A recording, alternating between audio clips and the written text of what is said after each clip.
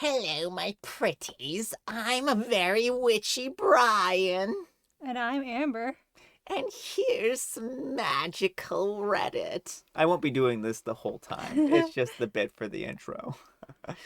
I may or may not keep my horns on the whole time, depending on how painful they get. Yeah, they're not even visible at the moment because we're very low resolution people right now, as you Oh, can yeah. see. Yeah, see? I have horns. Yes, Amber has dragon horns. All right, folks, our first letter is titled, Am I a Jerk for Leaving Him at the Altar? A little bit of background, I don't really have a relationship with my father. He was abusive when I was a kid, and when I turned 20, I decided to cut him out of my life. My siblings still talk to him, which is why we still interact on rare occasions. But that's how it is.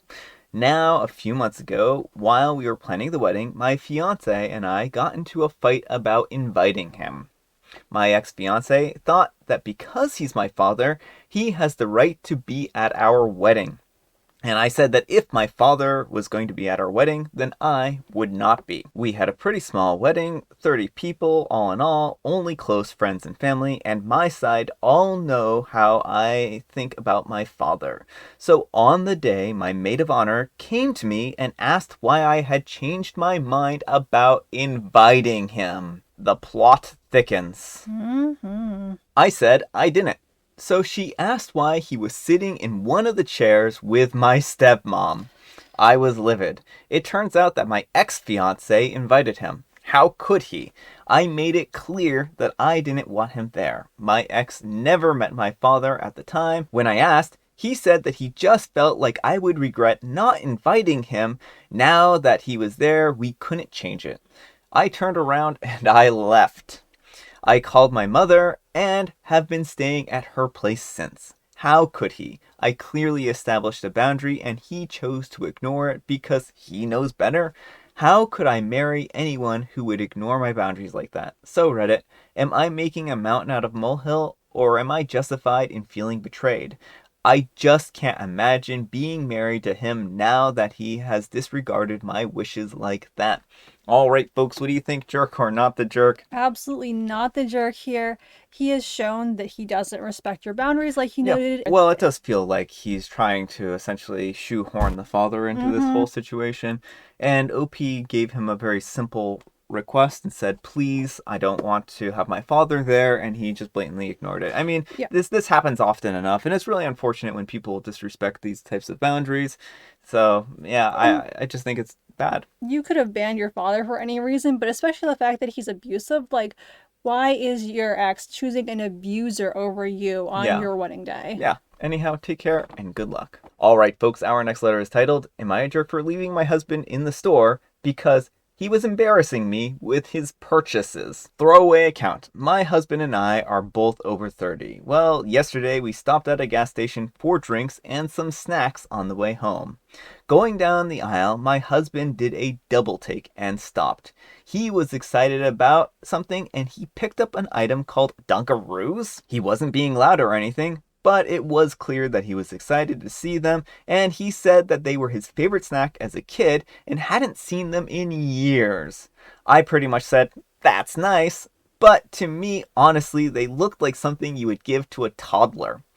I went to the register with my items, and my husband came up a moment later with 8 of the things in hand. I asked him if he was serious right now, and he said yes. There isn't an age limit on snacks. Wise man. I told him not to get them because he's too old for those things. Obviously meant for toddlers, and I had been certain that I had married a grown man, not a toddler. Worse, the cashier looked at me and said something along the lines of, some of them just never grow up, sweetie. I told him that she agreed with me and he should leave all of that stuff for the kids and get something else. He said I was getting bent out of shape for nothing, so I left him in the store and I got in the car. When he came back, he asked why I just walked out, and I told him straight up that he embarrassed me when both myself and the cashier could see that he was being immature for eating. Of course, folks, eating is such an immature thing. Real grown-ups eat sunlight. He told me to loosen up, and I told him to apologize. We got home, and he did apologize, but ended it with asking me to try them. I got upset again because it was like he was just doubling down on being immature and mocking me when he knew how I felt. Now he's not talking much. I talked to my friend about it on our way to work, and she agreed with him. I was being a handful. So, am I the jerk? Alright, folks, what do you think? Jerk or not the jerk? Yes, you're the jerk. They're just snacks, and people can enjoy snacks at any age. Yeah, well, that's just it. There are demographics that snacks are targeted towards, Right. but we all can eat the snacks. It doesn't really make you a more or less of an adult to eat a snack or have a favorite snack that might be favored by kids. Yeah. Like, animal crackers are a great snack, and while kids primarily are the target of them, I've known adults that eat animal crackers, right? So it doesn't really change with the age. I mean, I've eaten animal crackers, Well, my siblings and I are all adults now, and I picked up some Scooby-Doo gummies the other day because my sister loves, I mean, I love them too, but, my sister's going to be coming up, and so we're going to surprise her with some Scooby-Doo gummies. Yeah. And, snacks are just that. They're snacks, they're fun. There's nothing wrong with a little nostalgia. No, I don't think so. So I think that if something brings someone joy, then why hate on them for it? So anyhow, take care and good luck. Alright folks, our next letter is titled, Am I a Jerk for Quitting Work While I Was on My Honeymoon? The title has the whole story. I'm a 26-year-old female and I just got married to my husband, 30. I told my boss 6 months ago that I would be going on my honeymoon over the last couple of weeks. He approved it, and I have the email to prove it. About a month ago, 2 weeks before my wedding, I checked in with him that he had someone to cover my clients while I was gone. He freaked out and said that we are shorthanded right now, and it would hurt the business if I went away. I reminded them that I had given him 6 months notice. That's when he said the stupidest thing that I've ever heard. He said that because I gave him so much notice, that he didn't feel a sense of urgency and kept putting it off. Just like a great manager would, right? Yeah, well, that sounds like a him problem. Yeah, that's a him problem. My wedding preparations have not been a secret. One of my colleagues was a bridesmaid, and my boss was invited to my wedding and RSVP'd his regrets that he would not be attending. So I told him that while I understood his position, unless he was willing to pay me and my husband to go away on a whole new honeymoon, that I would be going on my honeymoon, and he needed to find someone to take my information about my clients. He declined, and I did. He tried calling me on Monday of the first week. I ignored it. He tried Tuesday, and I answered. He wanted to know where I was. I told him that I was visiting with my family in Morocco while I was on my honeymoon, and he lost it. He said that we had agreed that I would postpone my trip. I asked him if he had agreed to pay me for my honeymoon, and he said I was being ridiculous, and that there would be consequences for my career for acting so childishly. So I quit. I said that he could consider this conversation my notice, and that I would email him when I had a moment.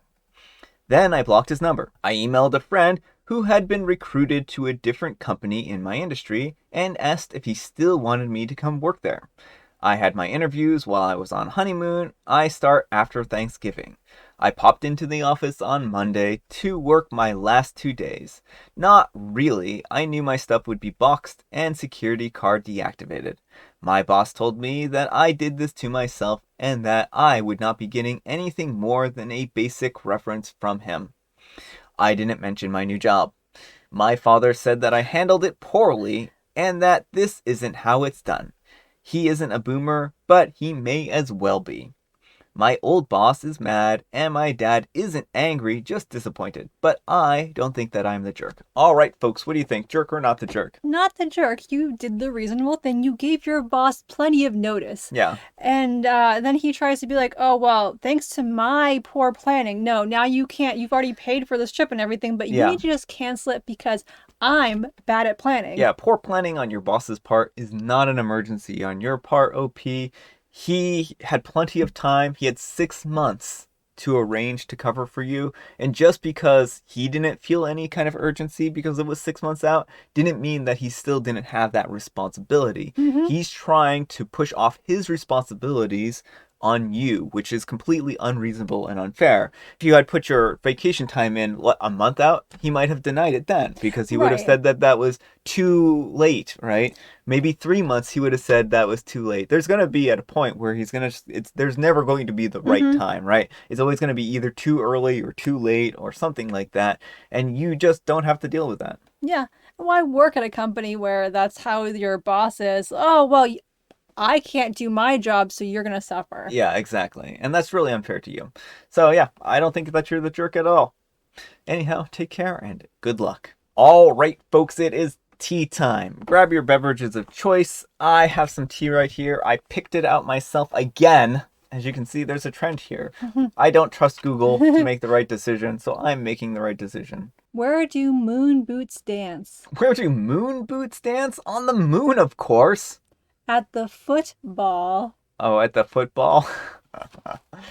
Why would moon shoes dance at the football? I mean, this just doesn't even make any sense. Like, what? Am I missing something here? I feel like I'm missing something with this joke. It feels like they put a bunch of random words together and like, it works! It's a joke! And I have Earl Grey. And I'm a dragon. I also have wings. I wore them earlier today, but I figured I would not bash Brian with my wings because that's what would happen if I tried wearing them in the chair. But thank you, Morgan, for the dragon suggestion. And tomorrow you'll see my live stream costume, which I'm pretty excited for. So hopefully you are as well. All right, folks, that's all the time we have for today. I hope you enjoyed today's video. If you did, consider giving me a like. And if you didn't, consider giving me a dislike. Happy Friday, Junior. Happy Friday, Junior. Thanks, Amber, for joining me today. Thank you for having me. I hope you're all having a great week so far, and we will see you all tomorrow. Bye.